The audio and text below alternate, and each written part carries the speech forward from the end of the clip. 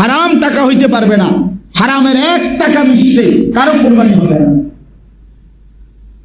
সুদের টাকায়, ঘুষের টাকায়, বাটপারির টাকা, ওজনে কম দেওয়া টাকা, ধোঁকাবাজি প্রতারণার টাকা দিয়ে যেই লোক কোরবানিতে অংশীদার হয় সে নিজেও খাইছে বরবাদ, বাকিদের কোরবানিও বরবাদ, বাকিরাও মার্ডার।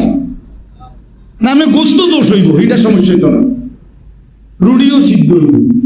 আল্লাহ আমাদেরকে মাফ করে দেন। তাহলে আল্লাহ তাআলা বলেন গোস্ত রক্ত আমার কাছে মূল বিষয় না, তোমার দিলের তাকওয়া, গুনাহমুক্ত জিন্দেগি, গুনাহমুক্ত মহব্বত, এটা আমি চাচ্ছি। আমি ওইটা নিয়ে নেব, ওইটা পাইলে নেব, না পাইলে তোমার গোস্ত তুমি খাও, আমি কিছু পাইলাম না। কথা বলেন না?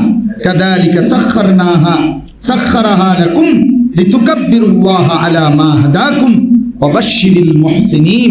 আল্লাহ তাআলা বলেন এভাবে আমি আল্লাহ তাআলা তোমাদের জন্য কোরবানির এই প্রাণী অধীনস্থ করে দিলাম, তোমরা যেন কোরবানির দিন আমার তাকবীর ধ্বনি দিতে পারো এবং নেককারদের জন্য, আল্লাহর হুকুম পালনকারীদের জন্য জান্নাতের সুসংবাদ দিয়ে দিলাম।